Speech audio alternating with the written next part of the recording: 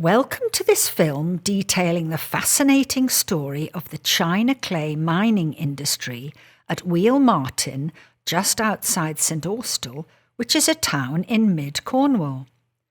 The site is situated alongside the St Austell River, in a valley which contains several china clay works.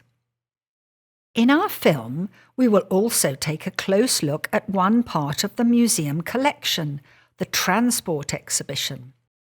Although some of us may not know very much about china clay or its history, the facts and stories that we will talk about today will be of interest, I'm sure, and help to explain why the china clay industry is still so important to us today.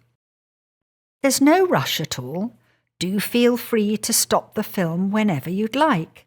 Have a chat with your friends, and then when you are ready, just press play again. What we are showing you today is just a very small part of the museum's collection. If you'd like to see more, please go to www.wheal-martin.com at any time. So, let's start with a bit of information about Wheal Martin clayworks. Wheal Martin is unique, the only china clay mining museum in the UK, preserving the important heritage of Cornwall's fascinating china clay industry. Set within 26 acres of woodland walks, Wheal Martin is based around two former Victorian clayworks, designated by Historic England as a scheduled ancient monument. Wheal Martin is a fully accredited museum which cares for and presents a vast collection of industry-related objects, machinery, photographs and archives. What is china clay? China clay, or kaolin, is a soft white powder. It is formed as a result of decomposition of one of the main minerals in granite, feldspar. Under certain environmental conditions deep underground over millions of years, the feldspar changes into a fine white powder, but the other parts of the granite, the quartz and mica, remain unchanged. This process is known as kaolinisation. Kaolin is named after the hill in China, Kaoling, from which it was mined for centuries. So let's look briefly at the discovery of china clay in Cornwall and its significance. The discovery of china clay is down to William Cookworthy, an apothecary from Plymouth. William was aware of beautiful fine porcelain pieces made in China, which used the white mineral kaolin.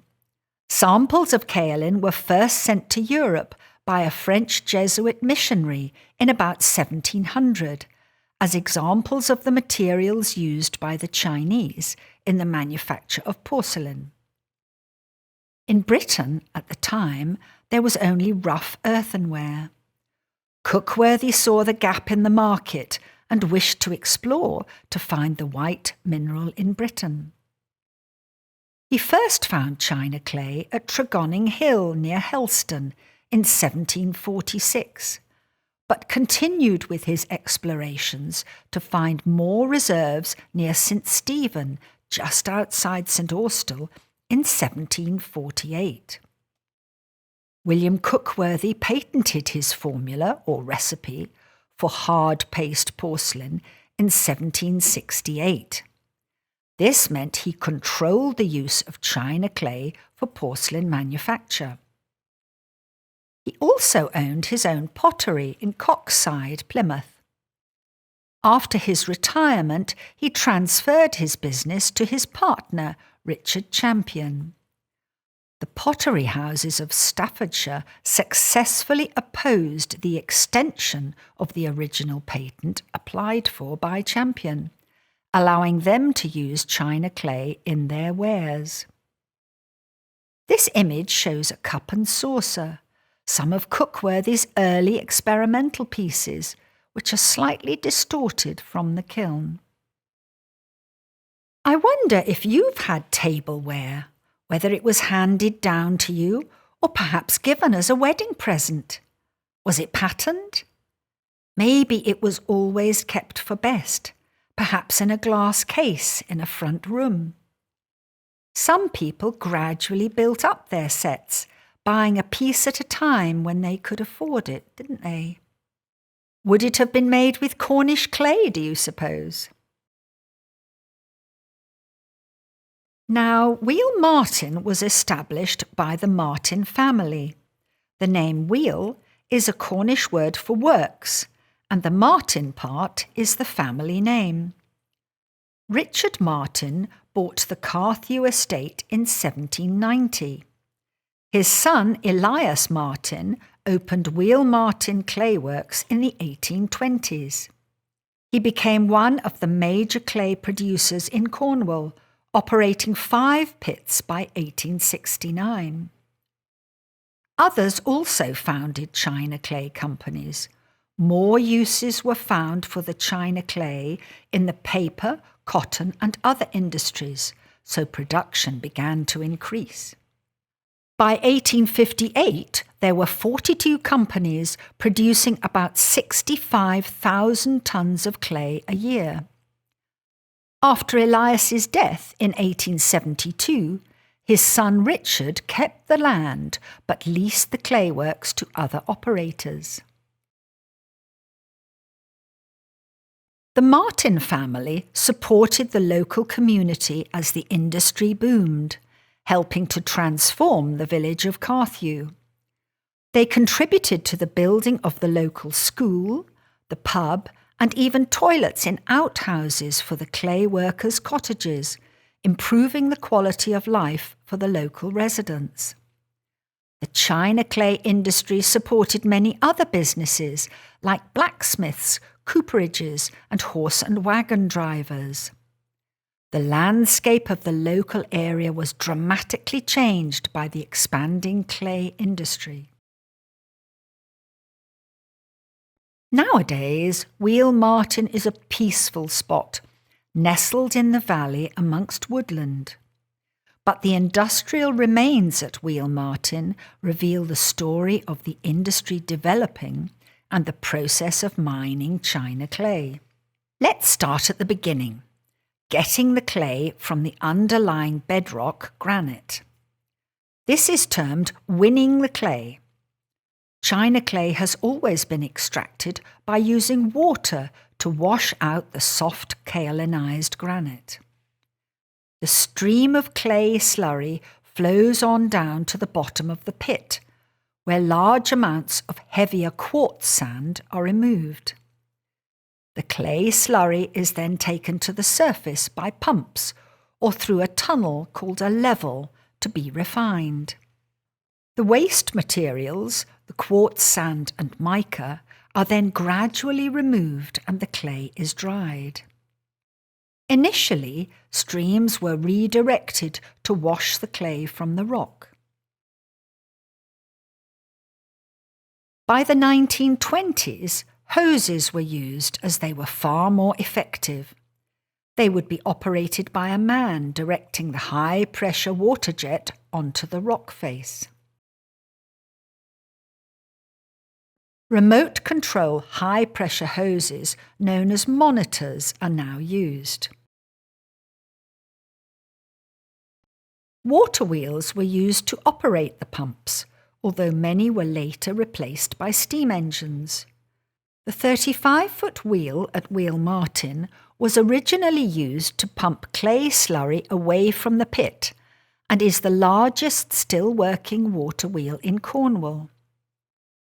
As with many clay pits, Wheal Martin was some distance away from the water supply needed to turn the water wheel. The problem was solved by a system of iron rods called flat rods. They transmitted power by means of a reciprocating action driven to and fro by a crank on the water wheel's axle. The rods travelled uphill over supporting wheels for over half a mile to the pit. The rods went through the pan kiln, over settling tanks and through a tunnel before reaching the pit to connect with plunger pumps to move the wet clay slurry from the bottom of the pit up to the ground surface, where it would continue as a slurry through the stages of processing. The water wheel was made at the Charlestown foundry in the early 1880s. It stopped work in about 1940 and was restored to working order in 1976, although now no longer connected to any flat rods. The other 18-foot water wheel on site has also been beautifully restored. As we've said, the clay slurry was a mixture of china clay, sand and mica mixed with water. It travelled along leats or channels to the sand drags, where the stone channels slowed the flow of the slurry, allowing gravity to do the work. The heavier particles of sand would sink to the bottom first, allowing the fine china clay to flow onto the next tank. Every 2 hours, the drain plugs or bungs were removed and the sand drags were scraped clean using tools. The sand ran through a drain to the river. The slurry then moved along to the mica drags shown in our image, which were a series of wooden channels where the slurry flowed slowly through, depositing the mica onto the floor of the channel whilst the fine clay flowed on. Again, wooden bungs were removed every 8 hours and the mica washed to the river. These days, Imerys Minerals Limited, the French company that now operates all Cornish china clay operations, sells and recycles much of its waste, so it is no longer common practice to release the byproducts of the processing into the rivers. The milky white clay then passed into the granite-lined settling pits below the mica drags. The clay would be left to settle over several days, and the clear surface water would drain off the top through a buttonhole launder, that's a wooden drain. The clay passed on like this through a series of tanks until in the final tank it would be the consistency of clotted cream. This might take 2 to 3 months. Here you can see the worker loading the thick, wet clay into a wagon to pass into the pan kiln on rails. Originally, the clay was dried in sand-lined sun pans, then cut into blocks to be stacked in open-sided stores. Women were employed in summer to scrape clean the clay blocks for drying in the open air. This was one of the few areas women worked in the industry at that time. As heated pan kilns replaced this drying method, the number of women workers fell. With the advent of the pan kilns, the clay would be loaded onto wagons and wheeled into the pan kiln onto small bridges, from which it could be spread to any part of the large tiled floor. Coal-fired furnaces at one end of the building would send heat along under the pan kiln floor in flues. The floor was made of porous pan tiles, which allowed the heat through. The tiles were made from local china clay waste and sand. The clay was spread 8 inches or 20 centimetres thick at the fire end and 6 inches or 15 centimetres thick at the chimney end where it was cooler. It took a day for the clay to dry at the fire end and 3 days or more towards the chimney. The workers in the pan kiln wore thick wooden-soled boots to protect their feet from the heat. As the clay dried, it was scored into blocks, so that when it was fully dry, it could be cut with a shovel and thrown over the drop into the lower part of the building called the linney. From the linney, the clay would be placed in barrels or sacks ready to be transported to market. This process produced about 150 tons of dry clay per week. Here we can see the pan kiln workers in the crib hut. Crib is the Cornish word for a meal, lunch or a snack. The workers stopped at crib for a hot brew and would usually have a pasty to eat, kept warm by the stove in the crib hut.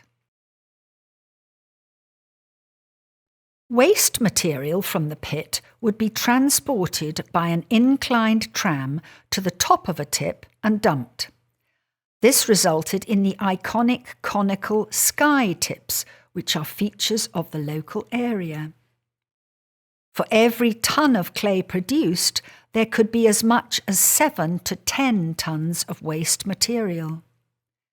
This was mostly coarse quartz sand and rock, which was separated from the clay slurry at the bottom of the pit.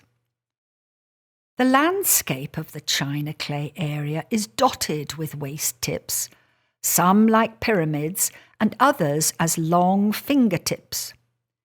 You may be aware that the area was affectionately termed the Cornish Alps, referring to the vast white landscape of clay pits and tips. Most of the tips are now well vegetated and form a beautiful network of woodland, grass and heathland habitats, supporting a vast number of species.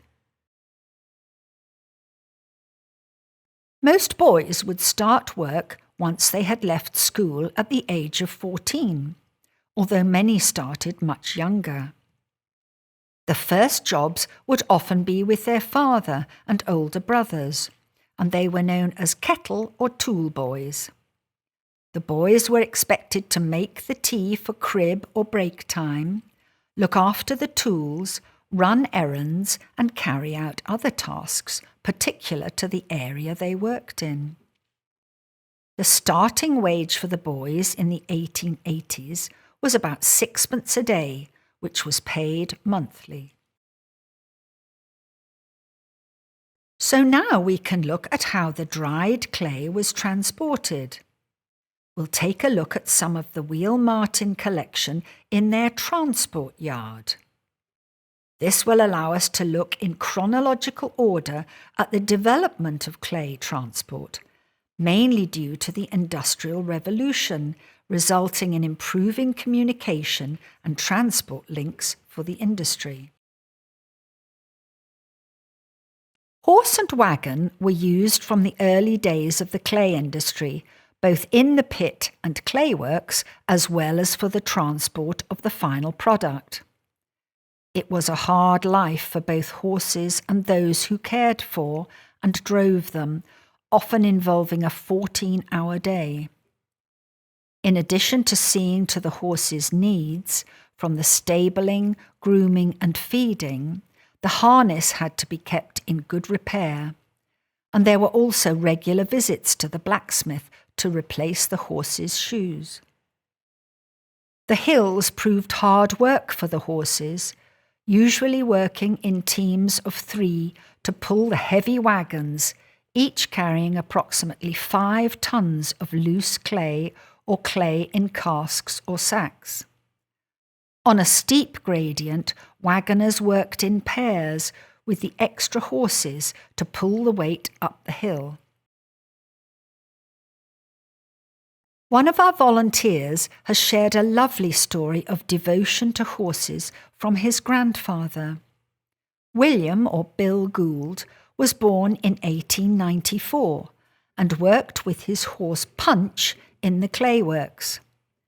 Bill enlisted and served with the 28th Division, 18th Battery, Royal Field Artillery with his horse Punch. Bill was a driver of 2 horses in a troop of 6 and they pulled an 18-pounder field gun and limber. Once a shell exploded close to Bill's troop, and he was the only person who survived. There were sometimes some lighter moments. The Christmas card in our image, but also a postcard was sent to the family back home, wishing them Happy New Year from Bill and Punch. It's not shown here. Bill and Punch even won first prize in the 28th Divisional Horse Show 1918 and were awarded a prize medal. He and Punch both survived World War I and returned home. After the war, Bill was awarded 3 medals: the 1914-1915 Star, British War Medal and the Victory Medal. They were known affectionately as Pip, Squeak and Wilfrid, after characters in a popular comic strip of the time in the Daily Mirror newspaper. Bill carried on working with horses and then drove china clay lorries. In the years after World War I, horses were replaced by army surplus lorries and many wagoners became lorry drivers. As the clay industry expanded, ports close to the clay deposits became more important. Parr Harbour was built by Joseph Trefry in the 1830s. Its building was a very ambitious scheme, with the area recovered from the sea larger than any other artificial harbour in Cornwall. Despite being tidal, Parr was very busy. In the 1970s, Lloyd's of London quoted Parr as the busiest port in Europe compared to quay space. Foy Docks was increased to 8 jetties between 1869 and 1923. Today, only jetty number 8 is in use, but is still able to accommodate huge ships carrying up to 12,000 tons of clay in a load. It is the only port in Cornwall still exporting china clay. Charlestown Harbour was bought by Charles Rashley in 1791, when it was known as West Polmere, a small fishing village. Rashley employed the famous engineer John Smeaton to design the new harbour to accommodate large ships for the export of stone, tin and copper, and later china clay. Coal was imported in vast quantities from Wales to power the industry. Locals still recall the village as being covered in a film of white dust on one side of the port and black coal dust on the other. The harbour finally closed to commercial vessels in 1990, as ships had outgrown the port. Pentuan and Newquay harbours were also used for china clay export, connected by the rail lines that carried clay straight to the harbour side. Have you been to Charlestown Harbour? Perhaps you've even seen some tall ships that have been berthed there. The harbour has been used in a number of television dramas and films, for example, the Oneiden Line, Poldark, Hornblower, Alice in Wonderland, and even Doctor Who. What memories do you have of ports, either as working or leisure places? Have you ever travelled anywhere by ship? Did you enjoy it? The first railway to haul china clay was from St Austell to Pentuan in 1829. This was a horse-drawn tramway, a form of transport that continued in use until 1960 and the closure of the Lee Moor tramway. Locomotives first arrived in 1859 on the Cornwall Railway, and the last steam locomotives in service for clay in Cornwall were Judy and Alfred, which shunted at Parr.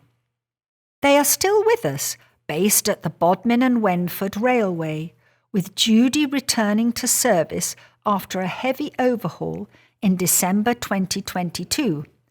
And as of March 2023, Alfred is awaiting overhaul. Lee Moor No. 1 is a steam locomotive housed at Wheal Martin Clayworks. It is one of a pair built by Peckett and Sons Limited in Bristol in 1899. The locomotives were purchased to transport china clay, sand and bricks along the Lee Moor tramway on the southern slopes of Dartmoor to the shipping quays of Plymouth. The tramway, initially using horse traction only, opened in 1854 and included 2 inclines. When travelling by train in Cornwall, did you ever see the clayworks or the white hills in the distance? Or maybe you saw the dusty sidings where clay was loaded. I wonder which has been your favourite train journey. Have you ever seen any landmarks through the train window? Maybe a huge white chalk horse on the hillside, or a magnificent faraway castle. Perhaps you've travelled along the coast during wild weather even. The First World War was a watershed for the transport of clay. Thousands of horses left Cornwall for Europe, never to return. They were replaced by lorries such as the Peerless, no longer needed for the war effort. In Wheal Martin's collection is a Peerless lorry, circa 1915 to 16. The lorry was first produced in Cleveland, Ohio, and bought by the British Army for the war. They were used as anti-aircraft platforms, carrying a 1-pounder pom-pom gun. The Peerless was bought in 1920 as army surplus by the owners of the nearby Blackpool clay pit, Parkin and Peters. Discarded after 10 years of service, the lorry lay buried in a waste tip until it was rescued in 1958 by Captain A. Stark. It arrived at Wheal Martin in 1976 and its restoration began. Local engineers worked to make new tyres, new bodywork, renovate the wheels, and English china clay apprentices can be seen in the image with a wooden pattern to make a new radiator. Doesn't the Peerless look wonderful here? A second lorry in the museum collection is the 1934 ERF lorry. It is painted in the English China Clay's Heavy Transport Company livery, Larkspur Blue, after joining the fleet in 1966. The lorry was laid up in the Heavy Transport Company's preservation fleet from 1971 and joined the Wheal Martin collection in 2001. Through the years, numerous restoration projects have kept the vehicle running and looking wonderful. For the ERF's 80th birthday in 2014, a die-cast replica by Hornby was commissioned. Perhaps you recognise some of the old vehicles that we've seen today. Do you have memories of any old vehicles? I wonder what was the first vehicle that you owned? What was it like learning to drive? Were you excited or terrified? Perhaps it was a bit of both. I remember as a young driver, I used always to blush whenever I overtook another car. Honestly, how daft. Our image shows how Wheal Martin's footpath in the woods opens up to reveal this dramatic view of the modern working Wheal Martin clay pit. So, is the modern industry still flourishing? The china clay reserves found around St Austell are some of the largest and of the finest quality in the world. Some 120 million tonnes of clay have been produced since Cookworthy first discovered china clay in Cornwall. The china clay industry is one of Cornwall's largest industries, with all extraction, processing and shipment being undertaken by Imris Minerals Limited. Today there are 5 active pits in mid-Cornwall, producing around 750,000 tonnes of clay a year. The uses of china clay are vast. The 4 main areas of the market are ceramics, performance minerals, printing and refractories. Some examples are bathroomware, tiles, electrical and technical ceramics for resistors, plastics for car components, cosmetics, bath bombs, makeup, toothpaste, animal feed, antifungal crop sprays, shoes and detergents. Paper filler, coating and inks for printing, paints, tableware, colour pencils, rubber for pharmaceutical equipment and tyres, and brake pads, as well as kiln furniture and casting for metal moulds as it withstands such high temperature. So we really are using china clay in our everyday. Well, I think that brings us to the end of our delve into Wheal Martin clayworks and the transport exhibition. We hope you've enjoyed this film as much as we've enjoyed making it. Remember to check the video notes below this film for access to the museum's website, www.wheal-martin.com, which includes the 3D virtual tour of the museum, and also our drone film with staggering views of the modern clay pit. Additionally, you'll find the Hireth link to access more wonderful films in this similar style.